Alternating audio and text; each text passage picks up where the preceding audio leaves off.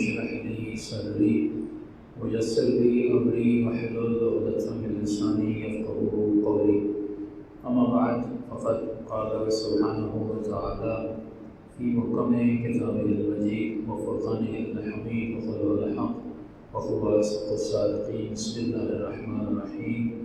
بقية الله خير لكم إن كنتم مؤمنين. موازبرا صلوات پر محمد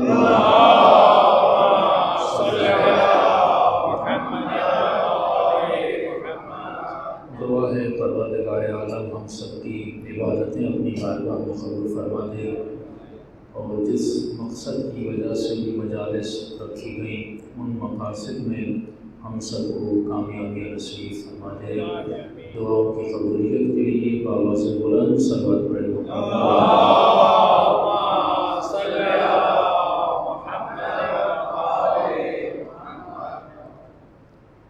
کل بھی آپ کی خدمت میں عرض کیا کہ بقیت اللہ ایک ایسا وجود ہے جسے پروردگار عالم نے آج تک باقی رکھا. یہ وجود تمہارے لیے باعث خیر ہے، باعث برکت ہے. شرط یہ ہے کہ ان کنتم مومنین، اگر تو مومن بن جائے. پھر سوال ہوا یہ وجود کس کا ہے جس کو خدا نے آج تک باقی رکھا؟ تو فرمایا یہ وجود کسی اور کا نہیں، امام زمانہ کا وجود ہے جو آج تک باقی ہے، اور جس کی وجہ سے ہماری زندگیوں میں خیر بھی آئے گا، برکت بھی آئے گی. اللہ کا وعدہ ہے. لیکن سوال یہ ہے کہ وہ امت، وہ شیعہ، وہ سوسائٹیز جو امام زمانہ کے وجود کو مانتی ہیں، پھر اس امت میں، اس سوسائٹی میں وہ خیر نظر کیوں نہیں آتا، وہ برکت نظر کیوں نہیں آتی؟ خیر کا مطلب یہ ہے کہ زندگی میں ایسا سکون ہونا چاہیے کہ انسان کو مصیبت نہ لگے، بلکہ اللہ کی رضا پہ راضی ہوتا ہوا نظر آئے. وہی جملہ جو سیدہ زینب نے دربار یزید میں فرمایا کہ یزید ما رأیت الا جمیلا، کہ میں نے حسن کے علاوہ کچھ بھی نہیں دیکھا. علماء فرماتے یہ حسن رضا الہی تھا. اور یہ منزل تب آتی ہے جب انسان اپنی دل و جان سے اپنے وقت کے امام کو پہچان پاتا ہے. موضوع سخن بھی یہی ہے کہ کربلا سے ہمیں ظہور تک کا سفر طے کرنا ہے. اگر ہم کربلا کو نہیں سمجھ پائیں گے، ہمیں امام کا ظہور بھی سمجھ میں نہیں آئے گا. منتظر یا انتظار کرنے والا، اس کا مطلب یہ نہیں کہ آپ کسی ویٹنگ لاؤنج میں بیٹھ جائیں اور کسی فلائٹ کے آنے کا انتظار کریں، کسی بس کے آنے کا انتظار کریں، یا ویٹنگ میں بیٹھ جائیں کہ کب میری ٹرین آتی ہے میں ٹرین پہ سوار ہو جاؤں. وہ انتظار اور ہے جو کسی جہاز کا کیا جاتا ہے، وہ انتظار اور ہے جو کسی ٹرین کا کیا جاتا ہے، وہ انتظار اور ہے جو کسی بس کا کیا جاتا ہے. امام کا انتظار نہ ٹرین کا انتظار ہے نہ بس کا انتظار ہے. فرمایا افضل الاعمال انتظار الفرج، بہترین عبادت، بہترین عمل کیا ہے؟ انتظار الفرج ہے. امام کا انتظار کرنا ہے. جب عربی میں لفظ عمل آتا ہے، اس کا ترجمہ انگلش میں ایکشن بنتا ہے، یعنی بہترین ایکشن، بہترین عمل کیا ہے؟ امام زمانہ کا انتظار کرنا ہے. جب خدا نے اسے عمل کہہ دیا تو اس عمل کی کوئی صورت ہوگی.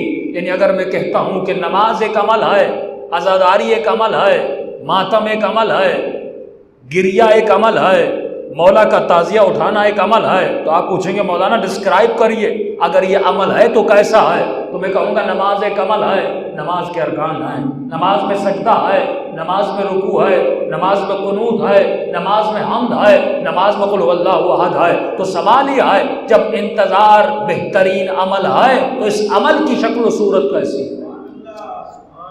پھر اس عمل کے ارکان کیا ہیں؟ پھر یہ عمل ہے تو کیسا ہے؟ ظاہراً ہمیں کوئی عمل نظر نہیں آتا. ہم تو صرف یہ سمجھتے ہیں کہ میں نے کل بھی کہا ہم لفظوں میں الجھے ہوئے ہیں. جب تک ہم الفاظ کے مفاہیم کو نہیں سمجھیں گے کہ جب شیعہ سے پوچھا گیا کہ اللہ کا مطلب کیا ہے اسے نہیں پتا، جب اس سے پوچھا گیا کہ توحید کا مطلب کیا ہے تو اس جوان کو نہیں پتا، جب اس سے پوچھا گیا کہ ولایت کا مطلب کیا ہے تو کہنے لگا مولانا ولایت کا مطلب یہ ہے کہ علی ولی اللہ کہہ دو۔ یہی تو سب سے بڑا ظلم تھا جو ممبر سے کیا گیا اور اب تک کیا جا رہا ہے کہ ہم نے ولایت کو خلاصہ کر دیا صرف علی ولی اللہ کہنے پر، ہم نے نماز کو خلاصہ کر دیا 2 سجدوں میں، 1 رکوع میں اور سورہ حم میں۔ ارے اگر نماز یہ تھی اور نماز کی حقیقت یہ تھی تو ایسی نماز تو خوارج بھی پڑھتے تھے، اگر نماز یہ تھی تو لشکر یزید بھی پڑھ رہا تھا، لیکن بارہا قرآن نے کہا کہ اقیموا الصلاۃ اقیموا الصلاۃ، اور ہم بارہا زیارت عاشوراء میں گواہی دیتے ہیں کہ اشہد انک قد اقمت الصلاۃ، میں گواہی دیتا ہوں کہ آپ نے نماز پڑھی نہیں، میں گواہی دیتا ہوں کہ آپ نے نماز کو قائم کیا۔ پڑھنا اور ہے، قائم کرنا اور ہے۔ کہیں بھی قرآن میں خدا یہ نہیں کہتا کہ میری نماز پڑھو پڑھو، نہیں، ہمیشہ کہتا ہے اقیموا الصلاۃ اقیموا الصلاۃ، نماز کو قائم کرو۔ یہاں پہ پتہ چلتا ہے کہ ہم نے الفاظ کو صحیح طریقے سے سمجھا نہیں، خدا کہنا کچھ چاہتا ہے، ہم سمجھتے کچھ ہے، کیونکہ ہمیں عربی نہیں آتی، ہم نے عربی کے صحیح الفاظ کو سمجھا نہیں ہے، لہٰذا اپنے اپنے ترجمے کرتے ہیں، اپنی اپنی تفاسیر کرتے ہیں۔ تو قرآن تو ہر کسی کے گھر میں ہے، لیکن وہ قرآن باعث برکت نہیں ہے۔ کون سا قرآن باعث برکت ہے؟ جو ہمارے گھر میں ہو اور اس قرآن کی تفسیر بھی علی اور آل علی سے پوچھی جائے۔ جب تک ہم اپنی تفسیریں کرتے رہیں گے تب تک ہمیں کچھ سمجھ میں نہیں آئے گا۔ تو ہم نے ولایت کا خلاصہ علی ولی اللہ پہ کر دیا۔ ہم سے پوچھا گیا کہ مولانا تبرہ کا مطلب کیا ہے، اور آج کے شیعہ جوان سے پوچھا جاتا ہے کہ تبرہ کیسے کہتے ہیں، کہتے ہیں مولانا تبرہ کا مطلب یہ لعنت بھیجو، دن رات لعنت بھیجو، یہ تبرہ ہے۔ ارے ایک بہت بڑا سرکل ہے تبرہ، اس سرکل کا ایک جز لعنت ہے۔ یعنی آپ ایک ٹریل کا تصور کیجئے، جس پہ گلاس بھی ہو، جس پہ چائے بھی ہو، جس پہ سموسہ بھی ہو، لیکن اگر آپ کو اس ٹریل میں صرف گلاس نظر آئے تو میں کہوں گا دوسری چیزیں نظر کیوں نہیں آ رہی؟ تو تبرہ ایک بہت بڑا سرکل ہے، اس سرکل میں بہت ساری چیزیں ہیں، ہم نے صرف لعنت کو لیا، باقی چیزوں کو چھوڑ دیا۔ تبرہ کا مطلب کیا؟ یعنی براءت۔ تبرہ کا مطلب کیا ہے؟ یعنی کسی چیز سے نفرت کرنا۔ کس چیز سے نفرت کرتا ہوں کہ آج کے جوان سے پوچھا جاتا ہے اچھا یہ جو لعنت تو بھیج رہا ہے یہ بھیج کس پہ رہا ہے؟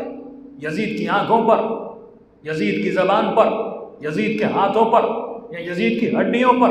ارے اس کے ہاتھ اور اس کی ہڈیاں تو قبر میں گل کے سڑ کے ختم ہو گئیں، وہ بھی مٹی میں بدل گئی، تو لعنت کس پہ بھیج رہا ہے؟ کیا اس کے جسم پہ بھیج رہا ہے؟ کیا اس کی آنکھوں پہ بھیج رہا ہے؟ کیا اس کے ہاتھوں پہ بھیج رہا ہے؟ کہ نہیں مولانا ہاتھوں پر تو نہیں بھیج رہا، تو کس پر لعنت بھیج رہا ہے؟ کہ میں یزید کے کیریکٹر پر لعنت بھیج رہا ہوں، یزید کی عادتوں پہ لعنت بھیج رہا ہوں، یزید کی ہیبٹس پر لعنت بھیج رہا ہوں۔ اچھا جب تو صلوات پڑھتا ہے کہ اللہم صلی علی محمد و آل محمد، تو یہ صلوات کس پہ بھیجتا ہے؟ کیا محمد کے جسم پہ بھیجتا ہے؟ کیا حسین کے جسم پہ بھیجتا ہے؟ کیا حسین کی آنکھوں پہ بھیجتا ہے؟ نہیں، پھر کس پہ بھیج رہا ہے؟ کیا میں حسین کی ذات پہ بھیجتا ہوں؟ اچھا ایک اور سوال کروں، جب لفظ یزید آتا ہے تو آپ کے ذہن میں کیا آتا ہے؟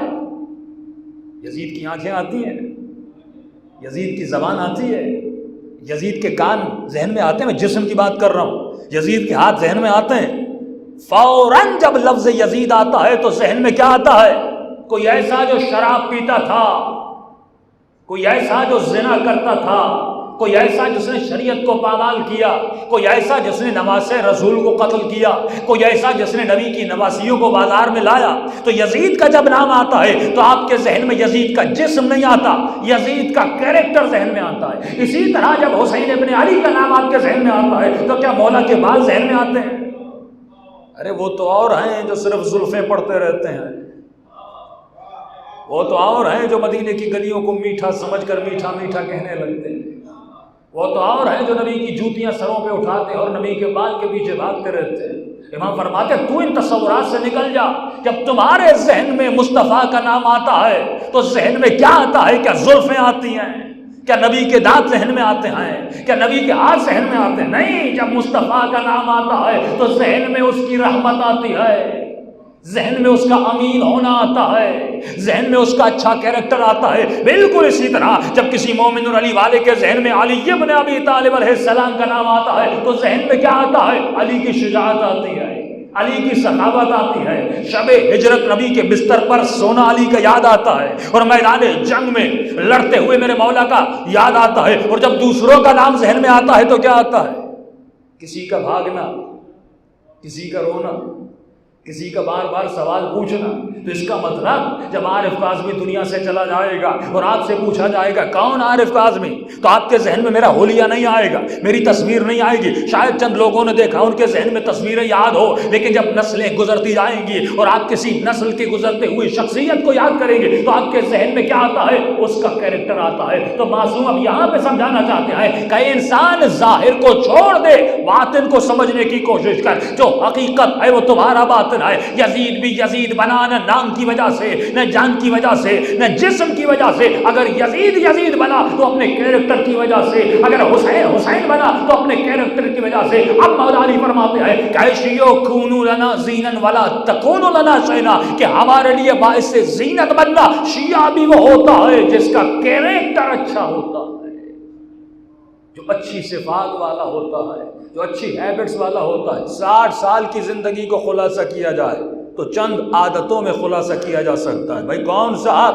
بھائی بھلا بڑا سخی تھے۔ اچھا کون مومن؟ بڑے بڑے نمازی تھے۔ اچھا کون جوان؟ بڑے تہجد گزار تھے۔ اچھا وہ جوان کرتا کیا تھا کہ مولانا بڑا جھوٹا تھا۔ اچھا اس میں کون سی چیز تھی؟ مولانا وہ نگاہ حرام میں مبتلا تھا۔ اچھا وہ کیا کرتا تھا کہ مولانا پوری زندگی نشہ کرتا رہا۔ یعنی جانے کے بعد یاد کیا رکھا جاتا ہے؟ آپ کی عادت کو یاد رکھا جاتا ہے۔ تو معصوم فرماتے ہیں یہ 60 سال کی زندگی، یہ 70 سال کی زندگی، یہ تمہارے کیریکٹر کا نام ہے۔ تو تبرہ صرف لعنت کو نہیں کہتے، تبرہ برے کیریکٹر کو کہتے ہیں۔ تبرہ کرنے کا مطلب یہ ہے کہ جو اس کا کیریکٹر تھا تو یہ دیکھ کہ وہ کیریکٹر تمہارے وجود میں تو نہیں ہے، اس کیریکٹر سے دوری کا نام تبرہ ہے۔ اور تولا کا مطلب یہ ہے، تبرہ یعنی برے کیریکٹر سے بچنا ہے، اور تولا کا مطلب یہ ہے اچھے کیریکٹر کو اپنے وجود میں اپنانا ہے اور ایسے بن جانا ہے کہ امام وقت کے اٹھے کہ سلمان منا اہل البیت، سلمان ہم سے ہے۔ مولا یہ سلمان نہ بنو ہاشم ہے نہ سید ہے۔ آپ نے کیوں کہا کہ سلمان ہم سے ہے؟ فرمایا جب تو سلمان کو دیکھتا ہے تب تجھے علی ابن ابی طالب کی یاد آتی ہے، جب کوئی تمہیں دیکھے اسے اہل بیت کی یاد آنے لگے۔ صلوات پڑھے محمد و آل محمد۔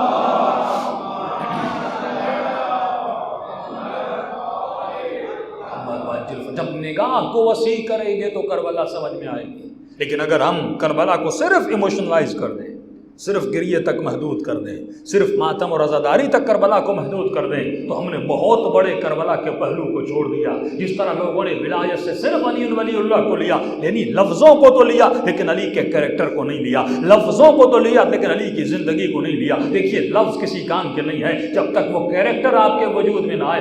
لفظیں کرنے والے صوفیزم میں چلے جائیے، اس میں یہی ہے، وہ کسی خانقاہ میں بیٹھ جاتے ہیں اور تسبیح اٹھا کے دن رات اللہ ہو اللہ ہو اللہ ہو کہتے رہتے ہیں۔ خالی ذکر کسی کام کا نہیں ہے، وہ ذکر کام کا ہے جس ذکر کے ساتھ انسان فکر بھی کرے۔ اسی لیے فرمایا کہ 1 گھنٹے کا سوچنا 70 سال کی عبادت سے افضل ہے، کیونکہ اسی فکر کی وجہ سے ہور بنتا ہے۔ تو اب سوچئے یزیدی کیا کرتے ہیں، شیطان کیا کرتا ہے؟ وہ آپ کو فکر سے روکتا ہے۔ اہل بیت کیا کرتے ہیں؟ وہ آپ کے وجود میں فکر کو بیدار کرتے ہیں۔ تو آپ کے سامنے 2 سوچیں آتی ہیں، ایک سوچ وہ ہے جو آپ کی فکر کو بند کرتی ہے، دوسری سوچ وہ ہے جو آپ کے فکر کو کھولتی ہے۔ امام کا مطلب ہے وجود کو بیدار کرنا، ضمیر کو بیدار کرنا، سوئے ہوئے انسانوں کو بیدار کرنا۔ جب علامہ اقبال کہتے ہیں اس قوم کو تو بیدار ہونے دو، ہر شخص پکارے گا ہمارے حسین، یہ بیداری جسم کی بیداری نہیں ہے۔ آپ تو روزانہ صبح کو بیدار ہوتے ہیں، اپنے آفس میں جاتے ہیں، یہ جسم تو بیدار ہے لیکن اس کا ضمیر مردہ ہے، اس کا وجود مردہ ہے، اس کا وجود سویا ہوا ہے۔ تو فرمایا امام کا کام یہ تھا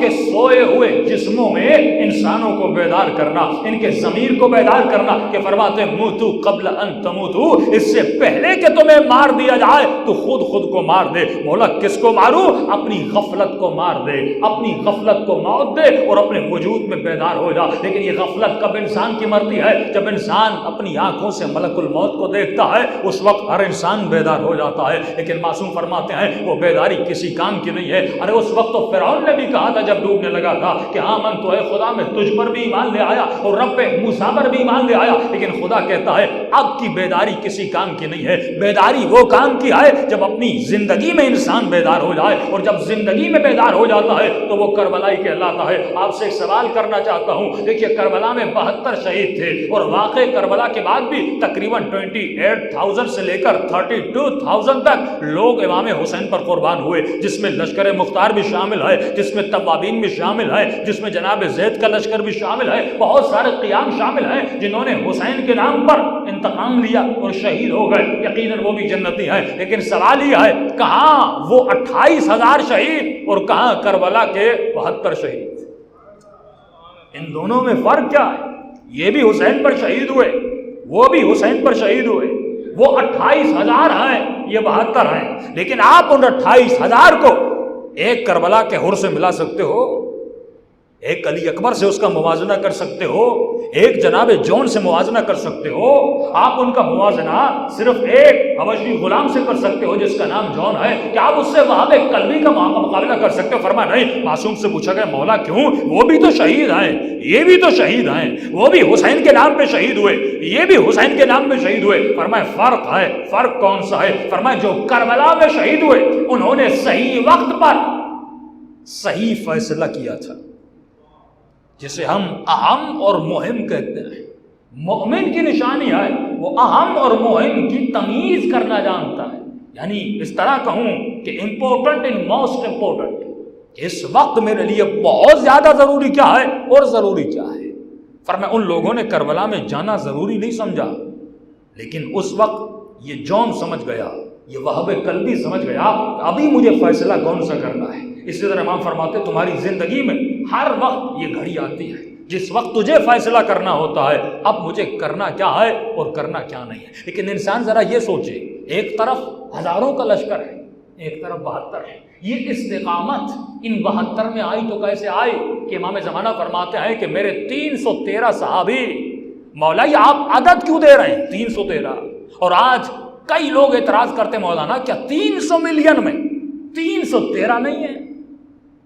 300 ملین میں 313 نہیں ہے، یہ 313 ہوں گے کیسے؟ کہ چھٹے امام سے کسی نے کہا تھا مولا آپ قیام کیوں نہیں کرتے، اتنے آپ کے شیعہ، کیا آپ سب سنتے ہیں کہ مولا کے شاگرد اتنے زیادہ تھے کہ ہزاروں کی تعداد میں مولا کا لیکچر سننے امام کے شاگرد آتے تھے، لیکن وہ امام فرماتے ہیں، چھٹے امام فرماتے ہیں میرے دادا حسین کے پاس 72 تھے، اگر جعفر صادق کے پاس 22 بھی ایسے ہو تو میں قیام کرنے کے لیے تیار ہوں۔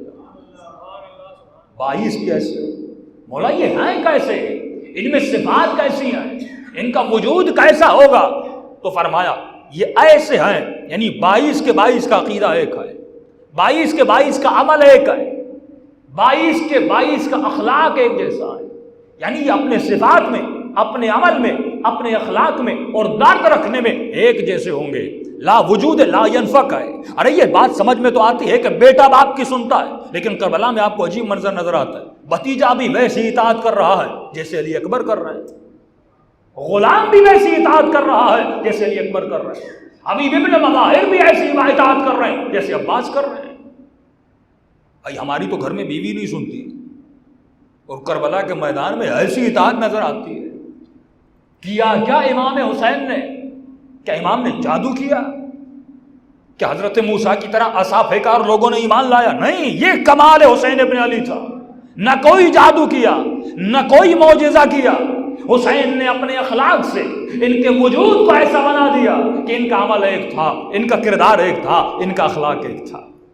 کربلا میں آپ دیکھیں گے کہ ہر کوئی موت کی تمنا رکھ رہا ہے، اور یہ سورہ جمعہ کی آواز ہے، لیکن میں اپنی بحث سے ٹاپک سے نکل جاؤں گا۔ فرمائیے مومن کی نشانی ہے فَتَمَنَّوُا الْمَوْتَ إِن كُنتُمْ صَادِقِينَ، اگر تو دیکھنا چاہتا ہے کہ تمہارے دل میں ایمان ہے کہ نہیں ہے تو اے مومن پھر موت کی تمنا کر کے دیکھنا۔ لیکن آج کا مومن بیمار ہوتا ہے کہتا ہے مولانا دعا کریے ٹھیک ہو جاؤ، اتنا پریشان ہو جاتا ہے، ڈاکٹر کو التماس کرتا ہے ڈاکٹر صاحب مجھے بچا لیجئے، میں مرنا نہیں چاہتا، اور دوسری طرف مجلس میں بھی آتا ہے اور یہ سنتا ہے کہ من یمت یرنی، جو مرتا ہے اسے علی کی زیارت ہوتی ہے۔ تو میں نے کسی مریض کو کہا اتنا علی کی زیارت سے گھبرا کیوں رہے ہو، موت آئے گی تو علی کو ہی دیکھو گے، علی کی زیارت سے کیوں گھبرا رہے؟ اس کا مطلب ابھی تک معرفت نہیں آئی ہے۔ یہ کون سی چیز ہے جو اس مومن کو دنیا سے جدا نہیں ہونے دیتی؟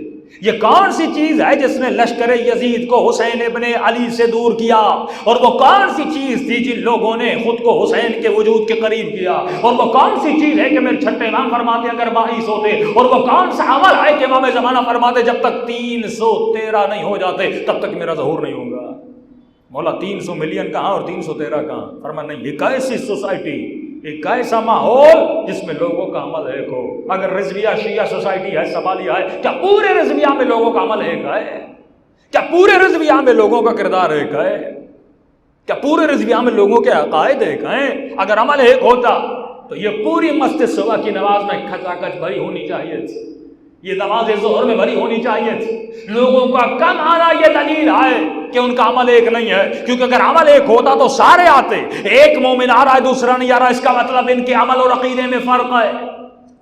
20 مومن مجلس میں آ رہے ہیں دوسرے نہیں آ رہے، اس کا مطلب ان کے عمل اور عقیدے میں فرق ہے۔ جب معاشرے کا عمل ایک ہو جاتا ہے اور جب امام وقت لبیک کہتا ہے تو پورا معاشرہ کھنچتا ہوا آتا ہے۔ اور کربلا میں یہ چیز آپ کو نظر آتی ہے کہ امام کیا دکھاتے ہیں؟ جب وقت اذان آتا ہے اور وقت نماز آتا ہے، بی بی ابھی نماز پڑھ رہی ہے، حسین بھی نماز پڑھ رہے ہیں، کوئی نماز پڑھ رہا ہے، کوئی نماز کو بچانے میں لگا ہوا ہے، یعنی ان سب کا عمل ایک ہے۔ یہ میدان صفین نہیں تھا کہ علی ابن ابی طالب مصلی بچھا رہے ہیں اور ابن عباس کر رہے ہیں کہ علی یہ میدان جنگ ہے، یہ نماز پڑھنے کا وقت نہیں ہے۔ یہیں سے پتا چلتا ہے کہ جنگ صفین میں علی کے عقیدے میں ابن عباس کے عقیدے میں فرق ہے، علی کے عقیدے میں اور اصحاب کے عقیدے میں فرق ہے، کیونکہ علی کے اصحاب نے علی پر اعتراض کیا کہ مولا یہ میدان جنگ ہے، وقت نماز نہیں ہے۔ لیکن کربلا میں جب حسین مصلی بچھاتے ہیں کوئی یہ اعتراض نہیں کرتا، سعید کھڑا ہو جاتا ہے کہ حسین تو نماز پڑھ، اگر میرے وجود پہ تیر لگتے ہیں تو لگ جاتے ہیں۔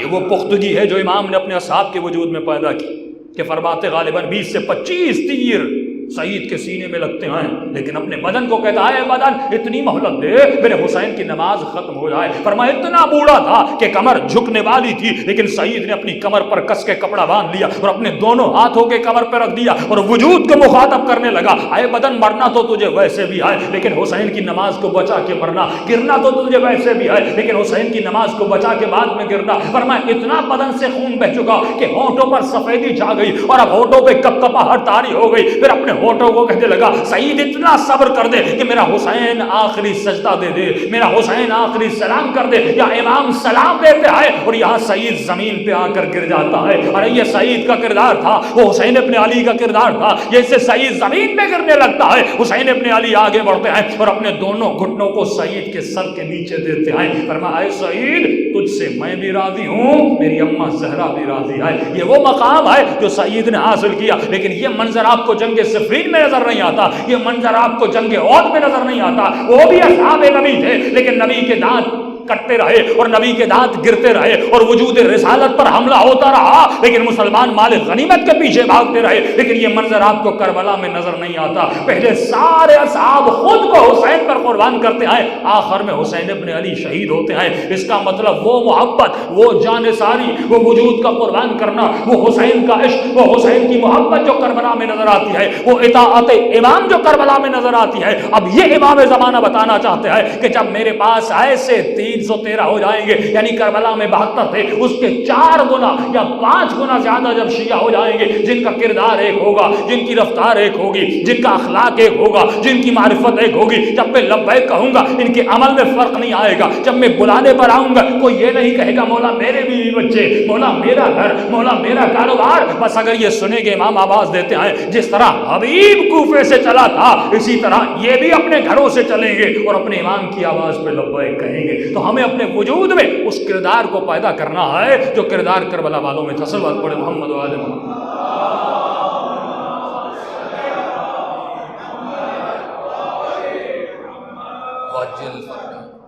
اچھا دوسری طرف کیا تھا؟ فَتَمَنَّوُا الْمَوْتِ إِن كُنتُمْ صَادِقِينَ، تمنا کرو موت کی۔ یہ لفظ فتمنو، تمنا، یہ بہت بڑا عجیب لفظ ہے۔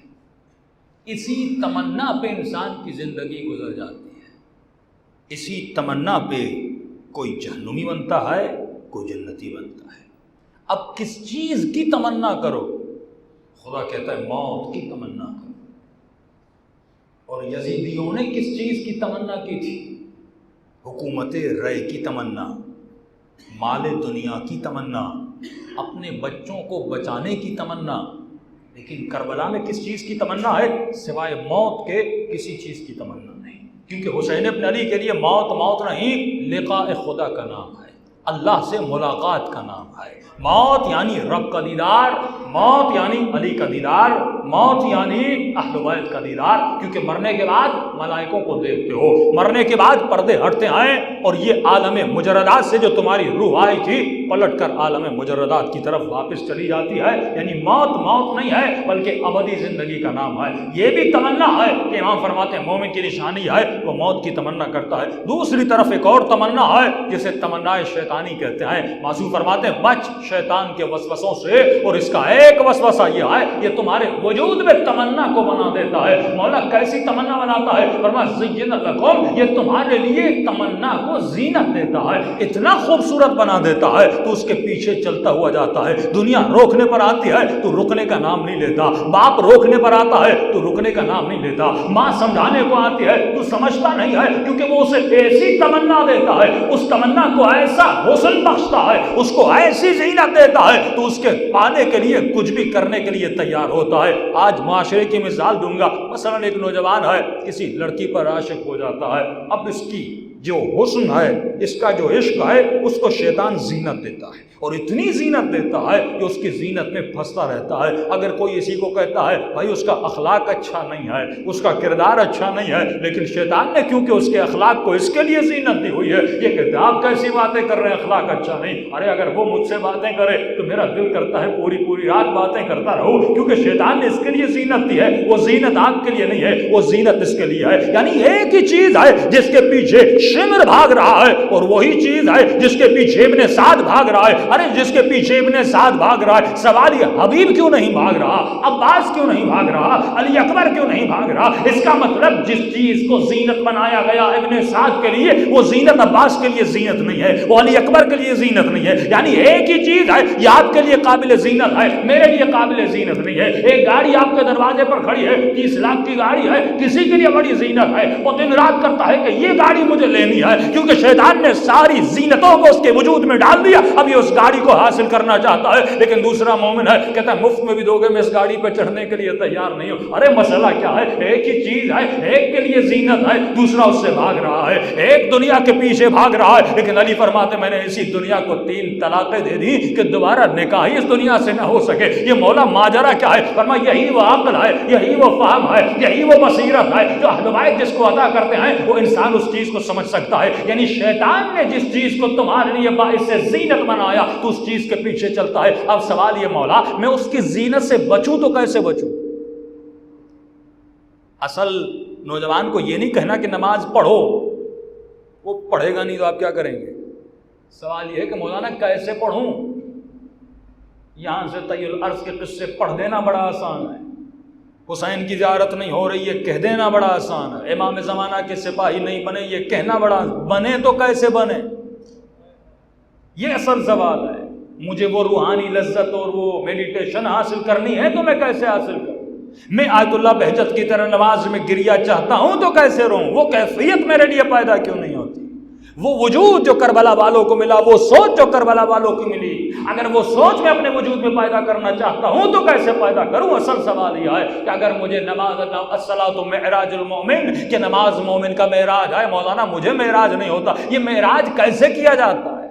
اس حقیقت الہی پر کیسے پہنچا جاتا ہے؟ اصل سوال یہ ہے۔ جس شے کو شیطان نے میرے لیے زینت بنایا، کسی جوان کے لیے نامحرم کو زینت بنایا، کسی جوان کے لیے رات کو بیٹھ گیا، کسی فلم کے کسی سین کو زین بنا دیا، کسی جوان کے لیے گیم کو زین بنا دیا، کسی کے لیے گاڑی کو زین بنا دیا، کسی مومن کے لیے رشوت کو زینت بنا دیا، کسی کے لیے حسن کو زینت بنا دیا، کسی کے لیے شہرت اور ریاست کو زینت بنا دیا۔ اس زینت میں ہر کوئی مبتلا ہے، ممبر پر آنے والا مبتلا ہے، نوحے پڑھنے والا مبتلا ہے، کوئی شہرت کی زینت میں مبتلا ہے، کوئی بڑی بڑی گاڑیوں کے چڑھنے پر مبتلا ہے، کوئی مال کمانے کے پیچھے مبتلا ہے۔ یعنی شیطان ہر کسی کے وجود میں کسی نہ کسی شے کو زین لکم، یہ تمہارے لیے زینت بنا دیتا ہے، اور اسی زینت کو پانے کے لیے اپنی زندگی کو تباہ کر دیتا ہے۔ دیکھیے کسی کے لیے یورپ زینت ہے، کسی کے لیے انگلینڈ زینت ہے، کسی کے لیے آسٹریلیا بڑھیا زینت ہے، اور اسی زینت کے پیچھے کتنے لوگوں کی جانیں جاتی ہیں، کتنے لوگ یہاں سے وایا ایران اور ترکی ہو کر اور کنٹینرز میں چڑھ کے یورپ کی محبت میں نکل جاتے ہیں،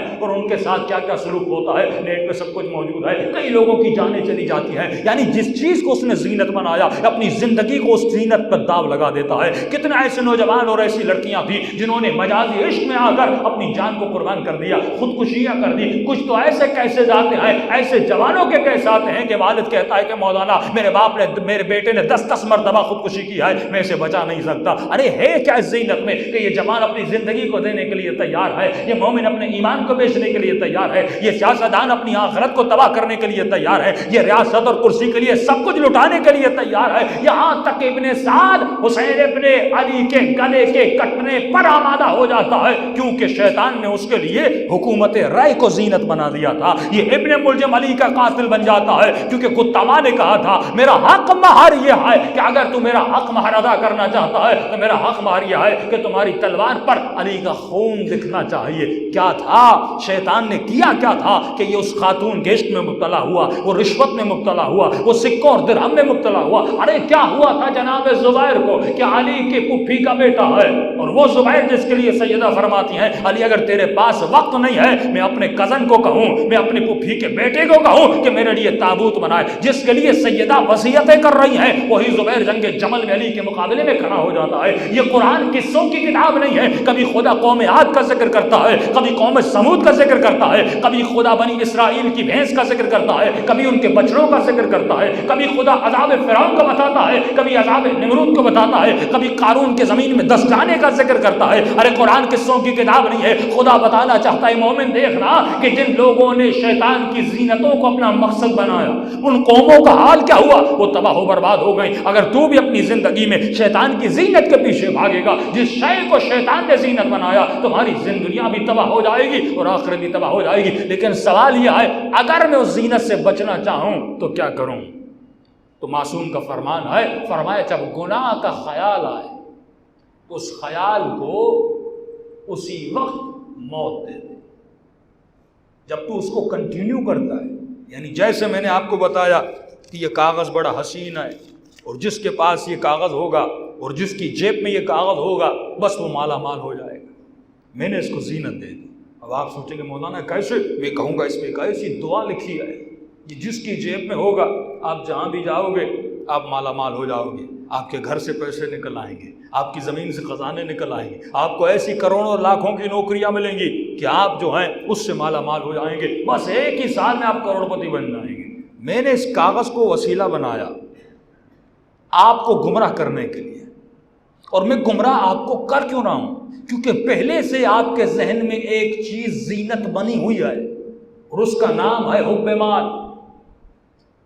میں سمجھ گیا آپ کے اندر یہ کمزوری ہے، کیونکہ آپ کے وجود میں شیطان نے مال کو زینت دی ہے، لہذا اسی زینت کو پانے کے لیے میں یہ کاغذ بھی آسانی سے بیچ دوں گا، میں جو چیز آئے گا آپ کو بیچ کے چلا جاؤں گا۔ تو معصوم سے پوچھے کہ مولا ہم کریں تو کیا کریں؟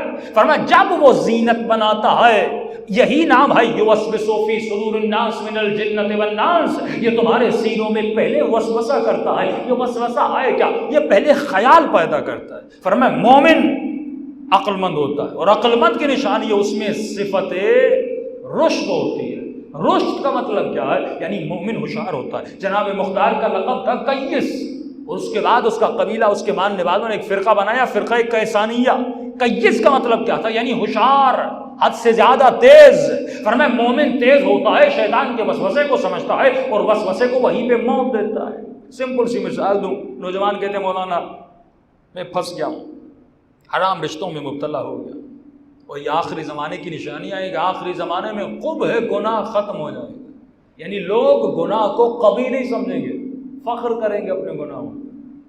آج یہ دوستیاں، نامحرموں کے تعلقات، یہ فیس بک، یہ سوشل میڈیا کہ نوجوان بڑے فخر سے کہتا ہے مولانا اتنوں سے میری دوستی ہے، اتنے نامحرموں سے میرے تعلقات، یعنی حیا ختم، غیرت ختم، محبت حسین کہاں گئی، اطاعت امام کہاں گئی، حضور پروردگار عالم کہاں گیا؟ کیونکہ یہ وہ معاشرہ ہے جو آپ کے وجود سے ان چیزوں کو زینت بنا دیتا ہے، اور جب زینت بن گئی تو آپ فخر کریں گے اس زینت کو۔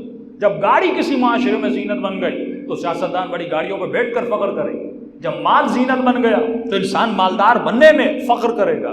کسی معاشرے میں بد حجابی زینت بن گئی تو خاتون حجاب پہننا پسند نہیں کرے گی، بد حجابی کو زینت سمجھے گی اور اسی کو اپنی. امام کا فرماتے ولا تکونوا لنا شیئا کونوا لنا زینا، ہمارے لیے باعث زینت بن. علی کس شے کو زینت سمجھ رہے ہیں؟ اور سوال یہ تو کس شے کو زینت سمجھ رہا ہے؟ امام زمانہ کس شے کو زینت سمجھ رہے ہیں؟ اور اے مومن تو کس شے کو زینت سمجھ رہا ہے؟ بالکل ہمارے الفاظ، ہماری سوچیں، ہماری تھنکنگ، ہمارے نظریے اور رہنے اور سہنے کا طریقہ بدل گیا. جو طریقہ اہل بیت سوچ رہے تھے وہ طریقہ اور تھا، اور جس طریقے پہ آج ہمیں دنیا چلا رہی ہے، جس طریقے پہ میڈیا چلا رہا ہے، وہ طریقہ بدل گیا. تو فرمایا اگر شیطان کے وسوسے اور زینتوں سے بچنا ہے، چاہے سے یہ تمہارے ذہن میں کوئی خیال لائے، فوراً اسے موت دو، اس کا گلا وہیں پہ کیا کر دو، گھونٹ. لیکن اگر تو ایک قدم آگے بڑھا، مثال کے طور پہ ایک میسج آیا کسی نامحرم خاتون کا، جیسے موبائل میں میسج آتا سلام علیکم، ہیلو ان ہائے. اب سوال یہ ہے اگر رپلائی کروں یا نہ کروں، یہ پہلا وسوسہ ہے. یہاں آپ کو جو کرتا ہے کہ معصوم فرماتے گناہ دلدل ہے. دلدل کا مطلب یہ ہے جیسے تو ہلے گا نا یہ اور کھینچے گی، پھر تھوڑا ہلے گا یہ اور کھینچے گی. گناہ بالکل ایسے. ایک میسج آیا ہیلو ان ہائے کا میسج، اب آپ نے کہا دیکھ لوں، سلام کیا ہے، جواب دینے میں کیا ہے. اب یہاں شیطان کا وسوسہ شروع، ارے جواب دینا واجب ہے، سلام آیا ہے تو جواب دینا واجب ہے. حضوری سلام کا جواب واجب ہے، ٹیکسٹ کا جواب واجب نہیں. اور جس کا پتہ بھی نہ ہو کہ سلام کرنے والا کون ہے، اس کی نیت کیا ہے. اب آپ نے جواب دیا وعلیکم السلام، آگے فوراً رپلائی آیا آپ کا بہت شکریہ، آپ نے ہمارا جواب دیا، ہم چاہتے ہیں کہ آپ سے دوستی کی جائے. پھر آپ نے کہا کہ آپ کون، پھر کسی خاتون کا نام آیا. اب یہاں پہ وسوسے اور بڑھنے لگے، شیطان نے اور آپ کے ذہن میں وسوسے کو بڑھانا شروع کر دیا. جوانی بھی ہے، جذبات بھی ہیں، اور قوہ شہوت بھی اس کے وجود میں ہے. یہ قوہ خدا دیتا ہی اس لیے ہے کہ دیکھوں تو اس کو استعمال کیسے کرتا ہے. والد اگر باپ کو گاڑی دے لیکن ڈرائیونگ نہ سکھائے، دنیا کیا کہے گی؟ یہ دشمن ہے بیٹے کا، یہ دوست نہیں ہے، کیونکہ یہ گاڑی کو بھی توڑے گا، یہ اپنے ہاتھ پاؤں بھی توڑے گا، اور روڈ پہ چلتے ہوئے لوگوں کو بھی مارے گا، کیونکہ اسے چلانا نہیں آتی. جس انسان کو یہ نہیں پتا مجھے اپنی شہوت کو کنٹرول کیسے کرنا ہے، جس مومن کو یہ نہیں پتا مجھے اپنے غصے کو کنٹرول کیسے کرنا ہے، جس انسان کو یہی نہیں پتا کہ مجھے اپنے خیال کو کنٹرول کیسے کرنا ہے. ارے کربلائی بننا اتنا آسان نہیں ہے جب تک وجود کو ہینڈل کرنا نہ سیکھو. شادی ہو گئی، 60 سال زندگی گزر گئی، 50 سال زندگی گزر گئی، بیوی نے تھوڑی سی بہترامی کر دی، کبھی برتن توڑتا ہے، کبھی بچوں کو مارتا ہے، کبھی گالم گلوچ کرتا ہے. یہ کیسا مومن ہے جو 1 گھنٹہ مجلس میں روتا ہے لیکن گھر میں جا کر غصے پہ کنٹرول نہیں. اور وہ علی ابن ابی طالب جو فاتح خیبر، فاتح خندق، وہ علی ابن ابی طالب جس کی تلوار سے لوگ ڈرتے تھے، اور اسی علی کے چہرے پہ لعاب دہن پھینکا جاتا ہے، لیکن علی تو کنٹرول کرتے ہیں. وہ تو کافر بھی تھا، مار بھی سکتے تھے، مارنا بھی جائز تھا، لیکن علی نے کہا کہ علی کون ہے؟ علی وہ نہیں جس کے غصے کا علی پر کنٹرول ہو، علی وہ ہو جو علی اپنے جذبات پر کنٹرول کرے. مومن بھی یہ ہوتا ہے جو اپنے جذبات پر کنٹرول کرے. ولایت علی کا مطلب یہ ہے کہ تمہارے وجود پر، تمہاری آنکھوں پر، تمہارے ہاتھوں پر، تمہارے وجود کے ذرے ذرے پر علی کی ولایت ہو. یہ نہیں کہ صرف زبان سے علی ولی اللہ کا. اور یہ بھی تم نے کتنی دیر علی ولی اللہ کا؟ 5 منٹ، 10 منٹ. بازار میں علی کو بھول گئے، گھر میں علی کو بھول گئے، بیوی سے بات کرتے ہوئے علی سے بھول گئے، کہیں پہ رشوت لینی تھی اس وقت جھوٹ بولا، اس وقت تمہیں علی بھول گئے. یہ ولایت نہیں ہے. ولایت اہل بیت کا مطلب یہ 24 گھنٹہ اہل بیت کی ولایت میں رہو. ولایت خدا کا مطلب یہ ہے کہ مومن 24 گھنٹہ اللہ کی ولایت میں رہے. حضور خدا کا مطلب یہ ہے کہ 24 گھنٹہ خود کو اس کے حضور میں محسوس کرو. امام فرماتے ہاں مانا تو بہت ساروں نے خدا، لیکن زبان سے مانا ہے. یہ جملہ امام حسین کا کہ کربلا مدینے سے چلتے کربلا کی طرف کہ فرمایا دین لوگوں کی زبان کی چٹخاری کا نام ہے. یہ مزہ لیتے ہیں، لا الہ الا اللہ کہہ کے مزہ لیتے ہیں، یہ 2 وقت کی نماز پڑھ کے مزہ لیتے ہیں. لیکن اس نے نماز میں سیکھا کہ ارے وہ نماز جس میں اللہ اکبر کہنے کے بعد کھانا حرام ہے، پینا حرام ہے، رائٹ اینڈ لیفٹ گردن کو موڑنا حرام ہے. مولا کھانا حلال تھا، پانی حلال ہے، روٹی حلال ہے، کلام کرنا حلال ہے، لیکن آپ نے نماز میں 2 منٹ کے لیے اس کو حرام کیوں کیا؟ اللہ بتانا چاہتا ہے کہ اے مومن 2 منٹ کے لیے ایسے کھڑا ہو جا جیسے میں کہوں. 2 منٹ کے لیے آنکھوں کو سجدگاہ پہ رکھ، 2 منٹ کے لیے ہاتھوں کو جھکا کے رکھ، 2 منٹ کے لیے سیدھا کھڑا ہو جا، جب میں کہوں رکوع میں جا، جب میں کہوں سجدے میں جا، جب میں کہوں ہاتھوں کو بلند کر، زبان سے وہ کلمات ادا کرنا جو مجھے پسند ہے، اپنی مرضی سے کلام نہ کرنا۔ اگر اپنی مرضی سے میرا نام بھی لیتے ہو تو نماز منہ پہ مار دوں گا، جو حمد میں نے کہی وہ حمد پڑھنا، جس ترتیب سے میں نے کہا اس ترتیب سے پڑھنا۔ اس کا مطلب اطاعت الہی کا مطلب یہ ہے کہ بندہ زندگی ایسے گزارے جیسے پروردگار عالم نے کہا۔ تمنا کا مطلب یہ ہے کہ تمنا وہ کر جو تمہارے پروردگار عالم نے کہا۔ تو فرمایا شیطان کو اسی وقت موت دے، اس کے وسوسے کو موت دے۔ اب یہاں وسوسہ آتا ہے، اب انسان سوچتا ہے کروں تو کیا کروں؟ اب کہتا ہے مجھے آپ کو جواب نہیں دینا، آپ نامحرم ہیں، آپ سے رشتہ رکھنا حرام ہے۔ بڑی سی امام کی حدیث سے بھیج کے رپلائی کر دیا، آگے سے جواب آتا ہے آپ نے میرا دل توڑ دیا، آپ میں ذرہ برابر احساس نہیں ہے، آپ میں ایموشنز نہیں ہے، تھوڑی سی بات کرنے میں کیا ہوتا ہے۔ اب شیطان کہتا ہے تو کتنا ظالم ہے، تو اتنا سندل ہے، 2 جملے بات کرنے میں کیا ہو جاتا ہے۔ آگے پھر مشورے شرعی بھی دیتا ہے، آگے جا کے رشتہ حلال کر دیا جائے گا۔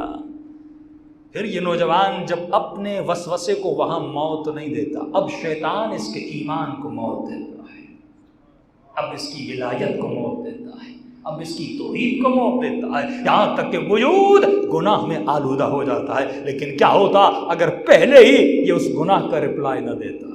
کیا ہوتا پہلے ہی وسوسے کو وہیں پہ موت دے دیتا؟ کیا ہوتا پہلے ہی چیز میں؟ دیکھیے وہ کرتا کیا ہے۔ مثال کے طور پہ مومن کہتا ہے مولانا یہ فلم تو دیکھوں گا لیکن بیچ کا گانا میں نہیں دیکھتا۔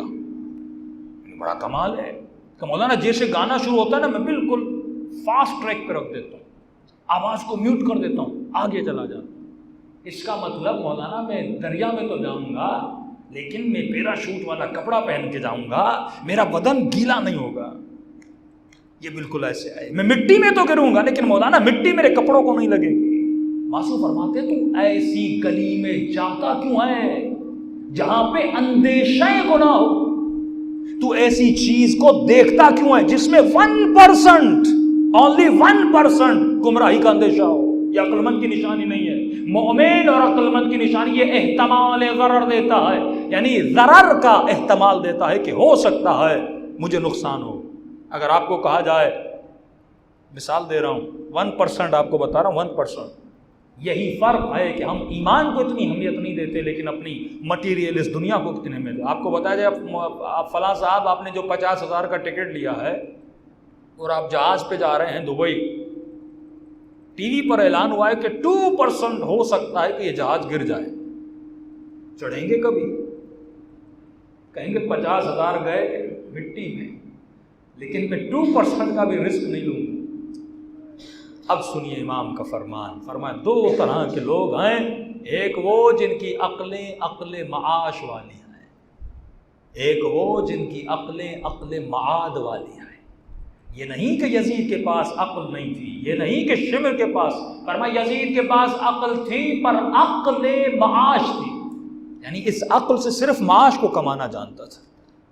یعنی ان کا یہ تھا کہ دنیا بچے، مال کیسے بنائیں، بزنس کیسے کریں۔ یہ انشاءاللہ اس قرآن کی آیت پہ کل آؤں گا کہ وَإِذَا رَأَوُا التِّجَارَةَ لَهْوًا، اے میرے حبیب جب یہ تجارت کو دیکھتے ہیں اور بزنس کو دیکھتے ہیں تو کھڑا ہوا ہے لیکن یہ تجھے چھوڑ کے چلے جاتے ہیں۔ وَتَرَكُوكَ قَائِمًا، جبکہ تو قائم ہے۔ قائم کا مطلب قائم آل محمد، امام زمانہ کا لقب ہے، وہ آل محمد کا فرزند جو قائم و کھڑا ہوا ہے۔ اور آج کا مومن جب بزنس و تجارت کو دیکھتا ہے تو اپنے امام کو چھوڑ کے چلا جاتا ہے۔ کیوں؟ کیونکہ اس کی عقل معاش ہے۔ اور فرمایا نظام کفر، یہ مغرب کی حکومتیں، امریکہ کی حکومت، وہ نظام بڑی خوبصورتی سے کھڑا ہے، ان کی سویلائزیشن بڑی خوبصورتی سے کھڑی ہے، لیکن کس چیز پہ کھڑی ہے؟ معاش پر۔ آپ یوٹیوب پہ لکھیے ہمیشہ یہ how to become billionaire, millionaire, مجھے بلینر کیسے بننا ہے، مجھے ملینر کیسے بننا ہے۔ وہاں پر اگر لوگ اخلاق مند ہیں اس کی وجہ بھی معاش ہے۔ یعنی اگر کوئی سگنل کو مومن کراچی میں تو توڑے گا لیکن یو کے میں اور آسٹریلیا میں نہیں توڑے گا۔ میں نے کہا کیوں نہیں توڑتے؟ کہ مولانا فائن لگتا ہے، $50 دینے پڑتے ہیں۔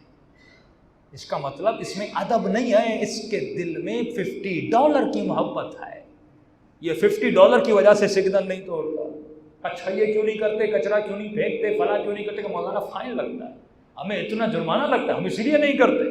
تو کیوں کیونکہ وہ معاشرہ معاش پہ کھڑا ہے، وہاں پہ لوگوں کو باادب بنایا معاش کی وجہ سے، یعنی یہ کرو گے تو پیسے ملیں گے اور یہ کرو گے تو پیسے لے لیے جائیں گے، تو وہ اس پیسے کی محبت میں ان کی رسی پیسہ ہے، ان کی رسی مال ہے، اس معاشرے میں نظم بھی ہے، ضبط بھی ہے، اخلاق بھی ہے، آپ کو سب کچھ ملے گا اور آپ جائیں گے آپ کہیں گے مولانا وہاں صفائی بھی ہے، امن بھی ہے، جسٹس بھی ہے، سب کچھ ہے، کیونکہ اس کی رسی معاش ہے، انہوں نے معاش کی رسی پہ کھڑا۔ لیکن نظام الہی کس پہ چلتا ہے؟ معاد پر۔ خدا کہتا ہے کہ صفائی کر، صفائی نصف ایمان ہے، کوئی نہیں کرتا کراچی میں، جہاں کچرا آیا پھینک دیا، اپنے گھر میں بھی اپنی گلی پر، کیوں؟ کیونکہ اس کا معاد کمزور ہے۔ لیکن اگر اسے کہا جائے کہ جو کچرا نہیں پھینکے گا اس کو منتھلی 20,000 روپے دیے جائیں گے، پورا کراچی صاف ہو جائے گا، کیونکہ معاش والی عقل ہے، یہ پیسے کو زیادہ امپورٹنس دیتا ہے۔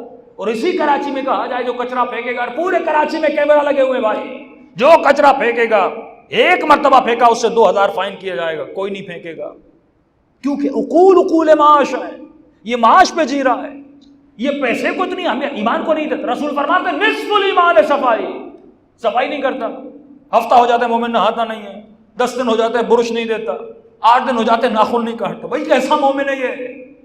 نصف ایمان، آدھا ایمان تمہاری بدن کی صفائی پہ کھڑا ہے۔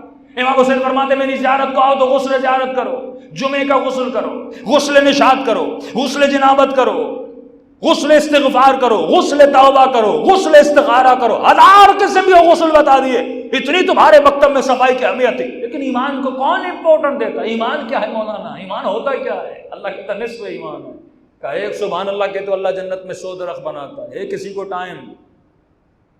لیکن یہاں کہا جائے کہ کسی کی چاپلوسی کر دو تو نوکری مل جائے گی، کتنی زبان کو چرب کر کے اس کے پیچھے اس کی چاپلوسی کر دو۔ بہت فاصلہ ہے کربلا میں اور ہم میں، بہت فاصلہ ہے۔ پڑھنے والا بھی اس مجلس میں جاتا ہے جہاں پہ معاش ہو، سننے والے ان کی اس مجلس میں رش ہوتی ہے جہاں پہ چاول کا دانہ ہو، جہاں چاول کا دانہ وہاں آدمی کا آنا۔ کل یہاں اعلان کیا جائے زردابی ہوگا اور یہاں پہ بوفے لگایا جائے گا، 30 آئٹمز لگائے جائیں گے پورے رضویہ میں، دیکھیے رش کتنا ہوتا ہے۔ عقول معاش ہیں، پڑھنے والا معاش والی عقل رکھتا ہے، وہ مجلس پڑھتا ہے، ذاکر موہ خان، کیونکہ عقول معاش والی ہے، پیسہ، لگژری لائف اسٹائل۔ آج جو کلچر سیاستدانوں کا ہے، جو VIP کلچر گنہگاروں کا ہے، راشیوں اور زانیوں کا ہے، جو پروٹوکول وہ لے کر آتے ہیں، آج وہی کلچر آپ کو مذہبی لوگوں کا نظر آتا ہے۔ ان کے پیچھے گارڈز، بڑی بڑی گاڑیاں، یہ VIP کلچر ہے، یہ لوگوں کو امپریس کرنے کے لیے، کیونکہ عقول زین لکم، شیطان نے اس چیز کو زینت بنایا، بڑی گاڑی کو زینت بنایا، مال کو زینت بنایا، مٹیریلسٹ لائف کو زینت بنایا، پیسے کو زینت بنایا۔ اب یہ بھی سمجھتا ہے کہ لوگوں کے لیے یہ زینت ہے کہ اسی چیز کو فالو کرتا ہے، وہ خطیب ہو، وہ نوح خان ہو، وہ جو بھی ہو، اس چیز کو زینت کہتے ہیں۔ کہتے مولانا لوگ عزت نہیں کرتے جب تک بڑی گاڑی نہ ہو، اس کا مطلب تو نے بھی اسی چیز کو زینت دی جس کو شیطان نے زینت دی۔ تو نے حسین والی چیزوں کو زینت نہیں دی، تم نے حسین کے کلچر کو کتنا بڑھایا۔ ہم بھی شیطان کے کلچر کو بڑھا رہے ہیں، وہی کلچر جو شیطانی کلچر ہے، وہی کلچر، وہی لائف اسٹائل، وہی لگژری لائف اسٹائل، وہی سیلفشنس کا تصور، وہی مٹیریلسٹ لائف کا تصور۔ تم اپنے جوان کو کیا سکھا رہے ہو کہ یہ مٹیریلسٹ بن جائے؟ تم اس جوان کو کیا سوچ دے رہے ہو کہ مالدار بن جائے، بڑی گاڑی پر بیٹھے، آگے پیچھے پولیس والے ہوں؟ یہ کلچر سکھانا چاہ رہے، یہ کلچر تو مغرب میں بھی نہیں ہے، یہ کلچر تو اس دنیا میں بھی نظر نہیں آتا، وہاں کے وزیر بھی ایسے نہیں چلتے جیسے یہاں کے لوگ چلتے ہیں۔ یہ وہ تقویٰ تھی جو علی ابن ابی طالب سکھانا چاہتے تھے کہ ایک امام کا سفیر، ایک امام کی حکومت میں حکومت کرنے والا مصر میں جب کسی امیر کی دعوت پہ جاتا ہے تو مولا علی خط لکھتے ہیں کہ مجھے پتا چلا ہے تو آج کل امیروں کے گھر میں کھانا کھانے جاتا ہے۔ کیا غریبوں کے گھر میں کھانا نہیں ملتا؟ کیا ان کے سفرے پر کھانا نہیں آئے؟ کہ امیروں کے سفروں پر 10 طعام دیکھ کر ان کی رنگینیوں میں تو جکڑ گیا، اور تو کیسا ہے کہ علی ابن ابی طالب کا ماننے والا ہے؟ کہا خبردار آج کے بعد کسی امیر کے گھر میں کھانا کھائے، کیونکہ تو والی ہے، تو حکومت کرنے والا ہے۔ غریب کے دلوں میں یہ احساس پیدا ہوگا یہ امیروں کو زیادہ رسپیکٹ دے رہا ہے، اور کس کی وجہ سے دے رہا ہے؟ تقویٰ کی وجہ سے نہیں، مال کی وجہ سے۔ ان اکرمکم عنداللہ اتقاکم. اگر مال کامیابی ہوتی، اگر دولت کامیابی ہوتی، اگر ریاست کامیابی ہوتی تو خدا کہتا قرآن میں کہ فرعون کامیاب ہے، خدا کہتا کہ قارون کامیاب ہے. لیکن خدا نے اگر کسی کو عزت دی اور با کمال سمجھا تو ابراہیم کو با کمال سمجھا، خدا نے اسماعیل کو با کمال سمجھا، یحییٰ کو با کمال سمجھا. یہی وہ کلچر تھا جس کو لوگوں نے کھو دیا. ایک کلچر حسین کا، ایک کلچر یزید کا، ایک سویلائزیشن حسین ابن علی کی، ایک سویلائزیشن یزید کی. یہ تہذیب الاسلام کتاب پڑھیے، اسلامک سویلائزیشن کا نام ہے. تم نے کتنا اسلامی سویلائزیشن کو فالو کیا، تم نے کتنا اسلامی کلچر کو فالو کیا.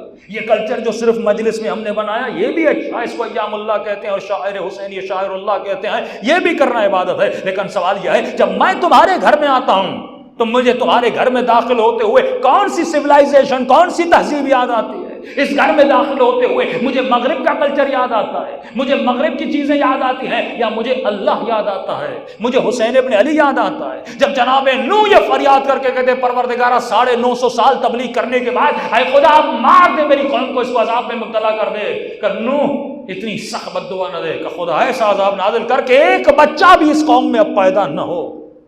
کہ نوح کیوں؟ کہ ماحول اتنا بگڑ گیا، خدا اب میرا بچہ میری نہیں سنتا اور میری بیوی میری نہیں سنتی، کیونکہ ماحول بگڑ گیا، اس معاشرے کے اسلوب بگڑ گئے، اس معاشرے کی تربیت بگڑ گئی. جب زمین خراب ہو جائے گندم کا دانہ بہترین ڈالو لیکن وہ فصل گندی اگتی ہے کہ خدا یہ زمین بگڑ گئی، ان کو تباہ کر دے. لم یولد، اب ان میں کوئی پیدا نہیں ہوگا جو مومن ہو. لیکن دوسری طرف امام زمانہ فرماتے جب میرا ظہور ہوگا، امام زمانہ میرا ظہور ہوگا، معصوم کی روایت میں ہے جب امام زمانہ کا ظہور ہوگا، فرمائے حکومت مہدی میں کوئی زانی پیدا نہیں ہوگا، کوئی شرابی پیدا نہیں ہوگا، کوئی جھوٹا. امام کیا کریں گے؟ کون سی جادو کی چھڑی چلائیں گے کہ کوئی زانی پیدا نہیں ہوگا، کوئی جھوٹا پیدا نہیں ہوگا، کوئی مبغض پیدا نہیں ہوگا، کوئی حسد کرنے والی پیدا نہیں ہوگی، کوئی غیبت کرنے والی بدحجاب پیدا نہیں ہوگی. مولا آپ کریں گے کیا؟ فرمایا ایسی سوسائٹی بناؤں گا. افراد سسٹم سے بڑے نہیں ہوتے، سسٹم بڑا ہوتا ہے. میں ایسا سسٹم بناؤں گا، ایک ایسا سسٹم جس میں جو بچہ پیدا ہوگا سسٹم اچھا ہوگا، ماحول اچھا ہوگا، اسکول اچھے ہوں گے، گھروں کی تہذیب اور تمدن اچھا ہوگا، جس میں یہ بچہ پیدا ہوگا یہ حسینی بن جائے گا. میں پھر بھی مغرب کی مثال دیتا ہوں، وہاں پہ اگر کوئی کچرا پھینکتا ہے نا، کوئی کیمرہ نہیں، لیکن ہم اس کی سوشل لینگویج میں کہتے ہیں سوشل شاک اور سوشل پریشر. اس کو پتا اگر کچرا پھینکا دور سے کوئی دیکھے گا مجھے روکے گا، یہ ان کے ڈر سے کچرا نہیں پھینکتا. ایسا ہی امام زمانہ کی سوسائٹی میں ہوگا. مومن جب گناہ کرنے جائے گا اس کو پتا ہوگا مجھے روکنے والے روکیں گے، وہ کسی کو دعوت گناہ دے گا ڈرے گا کہ وہ مجھے کیا کہے گا.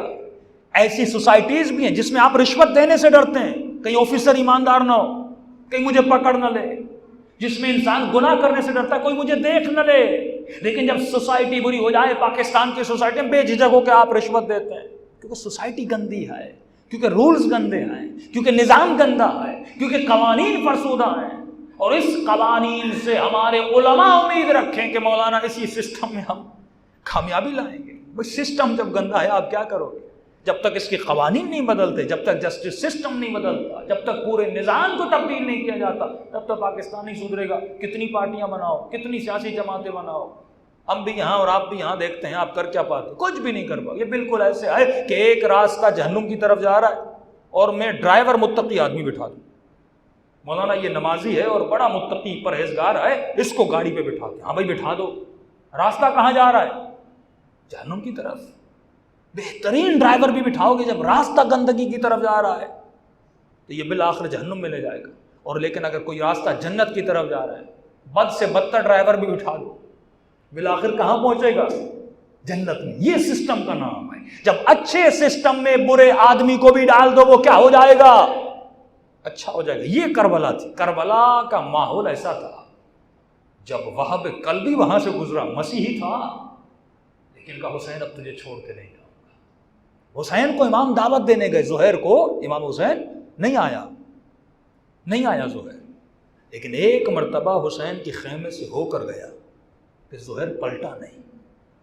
اور ایک مرتبہ حسین سے ملا، ایک مرتبہ ملا، ایک جملہ امام نے کہا سقلت کو امک ہے اور تجھ پہ تیری ماں روئے. ایک جملہ.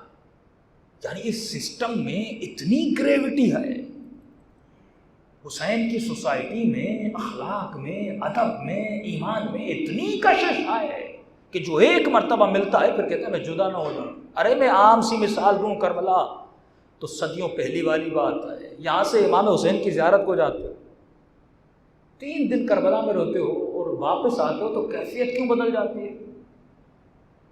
رضویہ کی مسجد میں نماز میں وہ مزہ نہیں آتا جو امام حسین کے حرم میں آتا ہے۔ ہوتا کیا ہے وہاں پہ؟ وہی زمین ہے، وہی 2 رکعت نماز ہے، لیکن وجود بدل جاتا ہے، کیونکہ وہاں پہ وہ کشش ثقل آئے، وہ روحانیت و اسپریچولیٹی آئے جس میں انسان، اس میں گریوٹی آئے۔ یہی یخرجہم من الظلمات الی النور، میں ان کو اندھیروں سے نکال کر نور میں لے جاتا ہوں۔ ایسا وجود اور ایسا نظام تجھے اپنے گھر میں پیدا کرنا ہے، جب تیرے گھر میں پڑوس کا بچہ بھی آئے، جب باہر جائے تو وہ بدل جائے، اس کے وجود میں تبدیلی آ جائے۔ جب وہ تمہارے گھر میں آئے، دیواروں پر کچھ ایسے نقش ہوں جن کو دیکھ کر وہ بدل جائے۔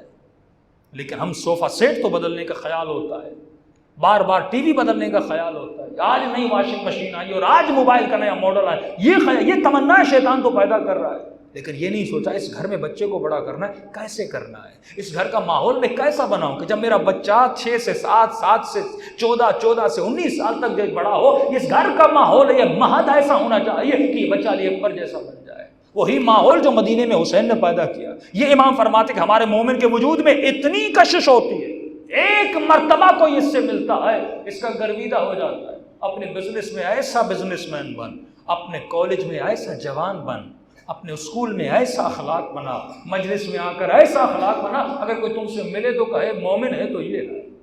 میں اکثر مومنین کو کہتا ہوں چوتھے امام نے زیادہ تبلیغ نہیں کی، نہ فقہی روایتیں ہمارے چوتھے امام سے ملتی ہیں، کچھ بھی نہیں، زیادہ سے زیادہ آپ کو امام سے دعائیں ملیں گی، اکثر دعائیں، صحیح فی سجادہ امام کا، دعائیں ابو حمزہ سمالی امام کی۔ تو امام نے کیا کیا اس معاشرے میں؟ فرمایا وہ جور، فسق و فجور، گناہ کا معاشرہ، اس گناہ کے معاشرے میں کسی ایک نمازی کا ہونا بہت بڑی بات ہے۔ یعنی اگر پورے رضویہ میں کوئی نماز پڑھنے نہ آئے، مسجد میں نہ آئے، لیکن ایک محلے کا جوان ایسا ہو جو روز مسجد میں جائے، تو لوگ اس کو کس چیز سے جانیں گے کہ بھئی یہ بڑا نمازی ہے، یہ سب سے بڑی تبلیغ ہے۔ یعنی جس معاشرے میں نماز پڑھی نہیں جاتی، اس معاشرے میں ایک جوان صرف نماز پڑھے، یہ اس کے عمل کی تبلیغ ہے۔ جس معاشرے میں رشوت لی جاتی ہے اور رشوت کے بغیر گزارا نہیں ہوتا، اس معاشرے میں یہ سرکاری جاب کرنے والا جوان اگر رشوت نہ لے، یہ کیریکٹر، یہ زندہ کیریکٹر ہے، یہ زندہ علی کا فرمان ہے، یہ زندہ ولایت علی، یہ اقیم الصلاۃ ہے، یعنی نماز اس کے اندر جی رہی ہے، یہ جہاں جا رہا ہے یہ اللہ کی نماز بن کے گھوم رہا ہے، اللہ کے حکم کو اللہ کی زمین پر قائم کر رہا ہے۔ اور اللہ کا وعدہ ہے کہ ہم نے زبور میں بھی لکھا کہ زمین کے وارث عباد الصالحین کو بنائیں گے، بالآخر اس زمین کا ورثہ اہل بیت کو ملے گا، اور ایک ایسی حکومت کو قائم کریں گے جس حکومت کے لیے ہر کوئی ترسے گا۔ صلوات پڑھے محمد۔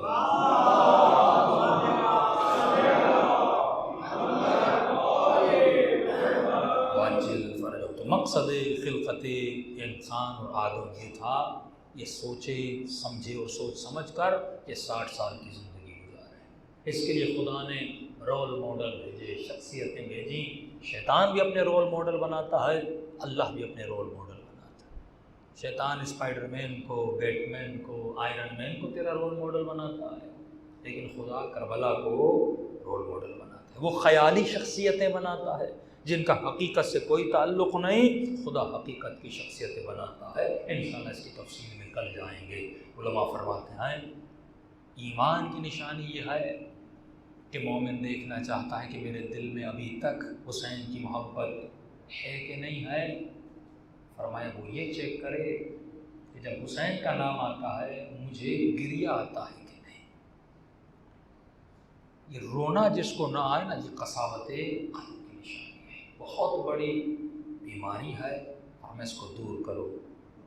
ایک مومن تھا، اس نے اعتراض کیا کہ مولانا میں غریب ہوں اور بوڑھا ہوں، بیمار ہوں، چل نہیں سکتا، لہٰذا اپنی بیماری، بڑھاپے اور تنگ دستی کی وجہ سے میں کربلا نہیں آ سکتا۔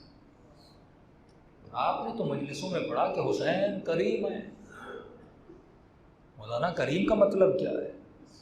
میں نے کہا کریم یعنی جو بندے کو کسی نعمت سے محروم نہیں کرتا، یعنی اتنی بھی رکاوٹ نہیں ڈالتا کہ بندہ نعمت سے دور رہے، وہ راہیں فراہم کرتا ہے کہ یہ نعمت حاصل کرے. یعنی اللہ کسی کو نہیں روکے گا مجلس میں، نہ راہیں فراہم کرے گا، آپ کے لیے سفرہ بچھائے گا، جو سفرے میں روحانی غذا ہو. اب آنا تمہارا کام ہے. تو میں نے کہا یہ کریم ہے، وہ ذہن میں بھی ڈالتا ہے، وہ توفیق بھی دیتا ہے. اس نے کہا مولانا کیا حسین کی زیارت نعمت نہیں ہے؟ میں نے کہا بہت بڑی نعمت ہے.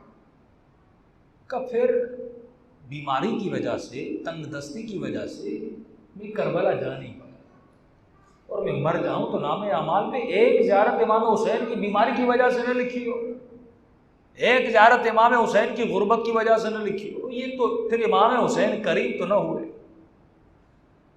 تو کسی عالم نے خواب دیکھا آقا حسین کا، اور یہی سوال ہوا کہ مولا تنگ دستی کی وجہ سے، فقر کی وجہ سے ہم آپ کی زیارت کو آ نہیں سکتے، اور آپ تو کریم ہیں، اور ہم ایسے ہی مر جائیں اور نام اعمال میں لکھا ہو کس نے حسین کی زیارت نہیں کی. تو امام فرماتے ہیں کس نے تجھے ثواب زیارت سے محروم کیا ہے؟ تو ثواب کما سکتا ہے، ہم کریم ہیں. نام اعمال میں لکھوانا ہے نا کہ تو نے حسین کی زیارت کی، عمودہ لکھوانا ہے. کہ ایک کام کر لیا کر، گھر بیٹھے اگر واقعاً نہیں آ سکتا اور تنگ دست ہے اور دل میں تمنا ہے میری زیارت کی، گھر بیٹھ کر تو ثواب زیارت حاصل کر سکتے. مولا کیسے؟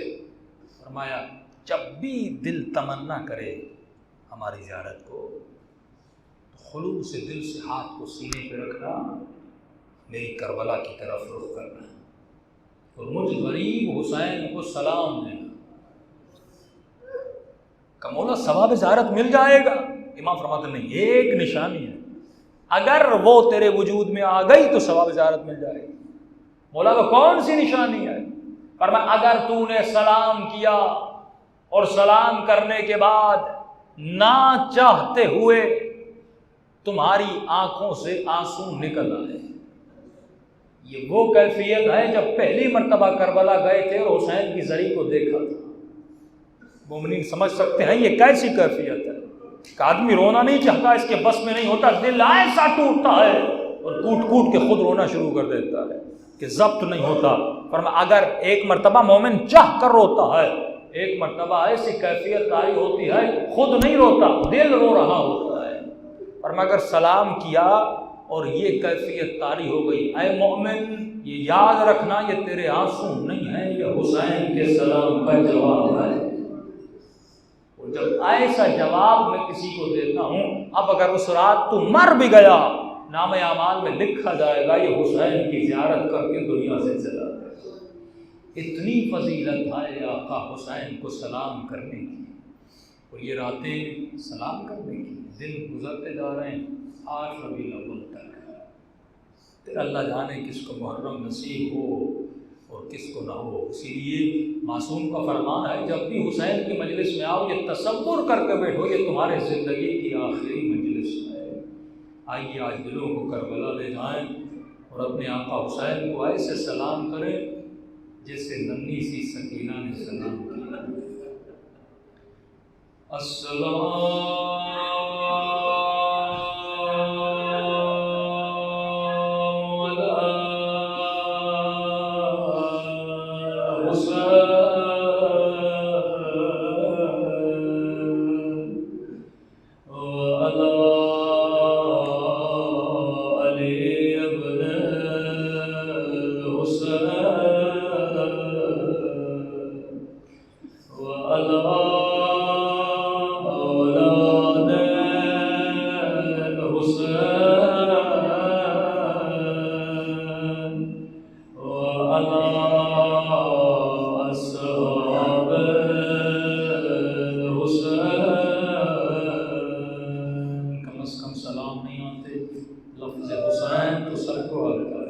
حسین کا لفظ آئے تو بلند آواز السلام علی الحسین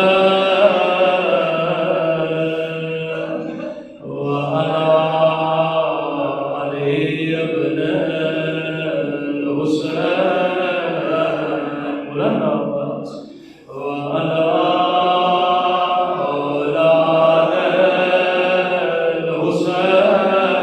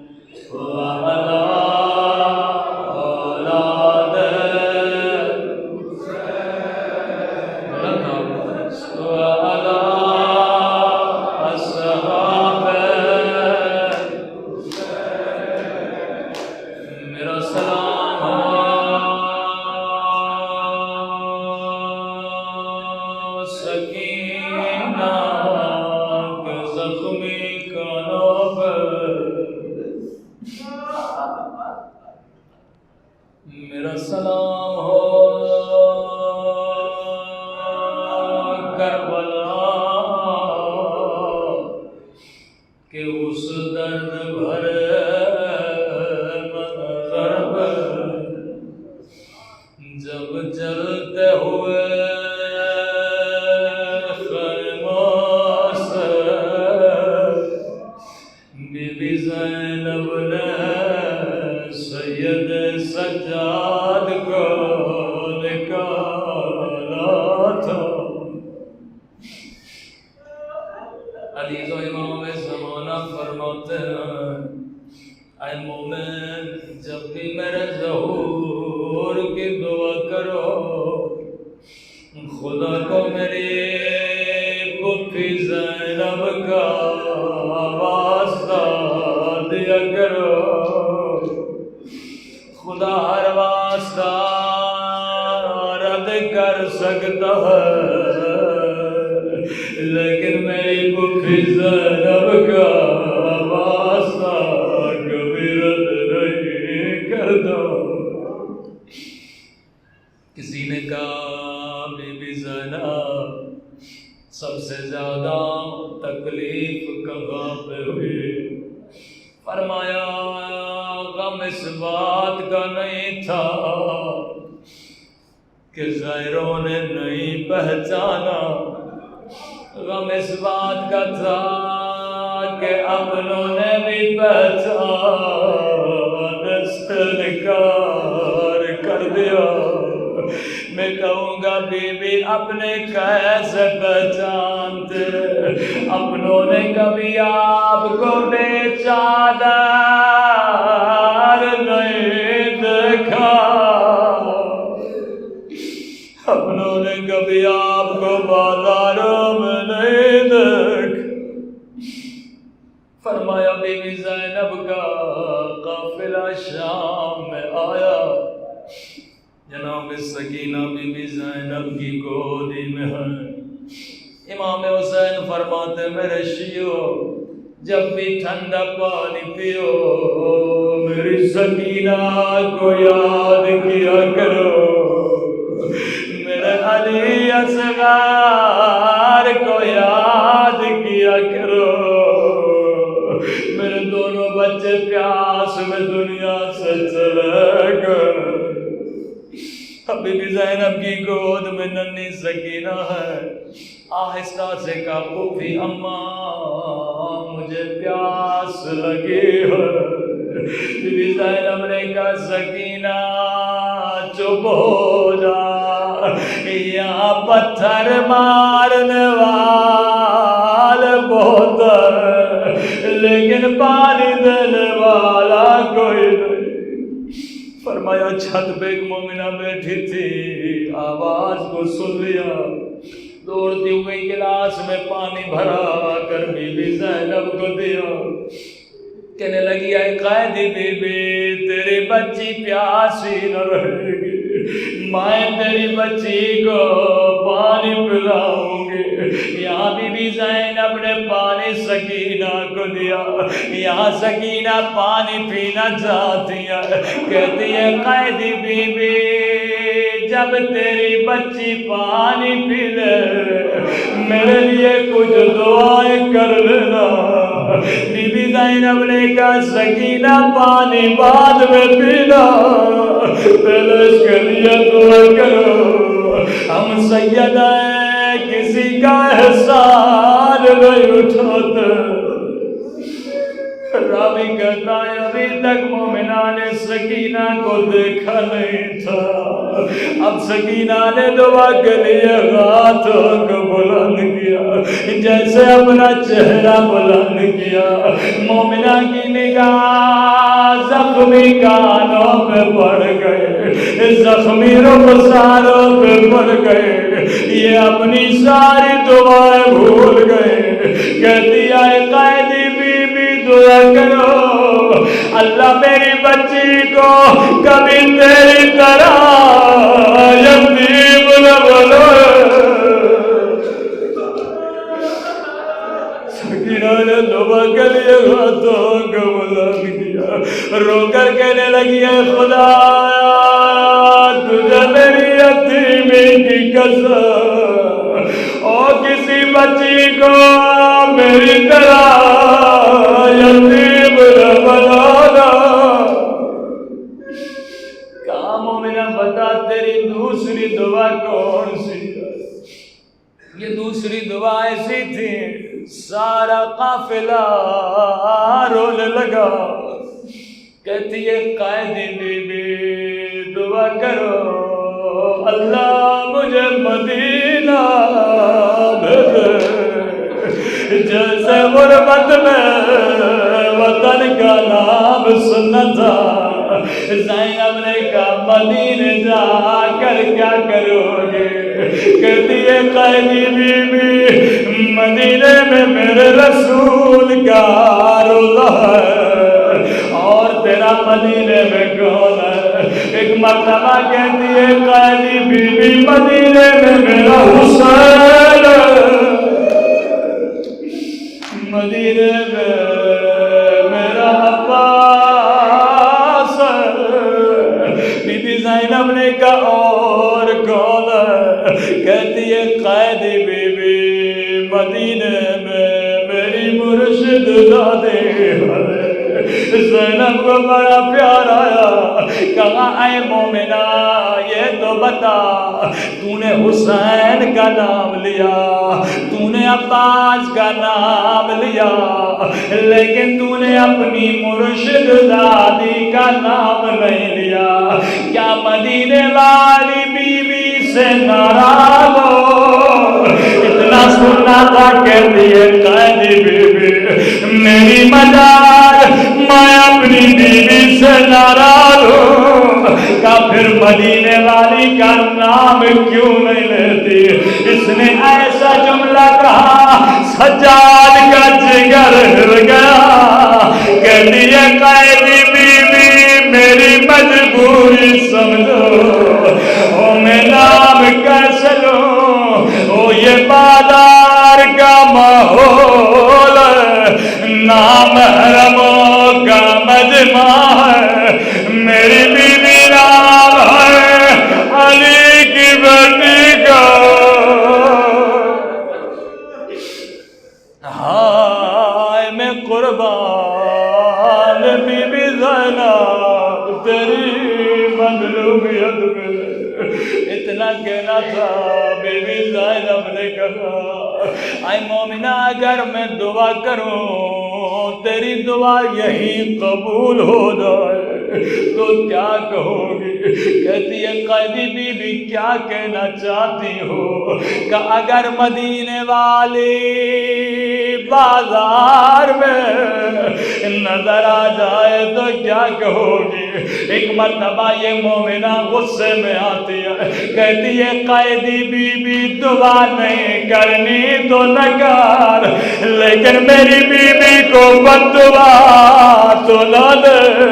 او میری بی بی تجھ جیسی قائدی نہیں کہ بازاروں میں. اتنا کہنا تھا زینب کو جلال آیا. اپنے چہرے سے بالوں کو ہٹایا. کہ ام حبیبہ نہیں پہچانا ولا زینب بنت علی. ام حبیبہ وہ دن گزر گئے. ارے میرا عباس مارا گیا اور میرا حسین مارا گیا. اللہ لعنت اللہ علی القوم الظالمین.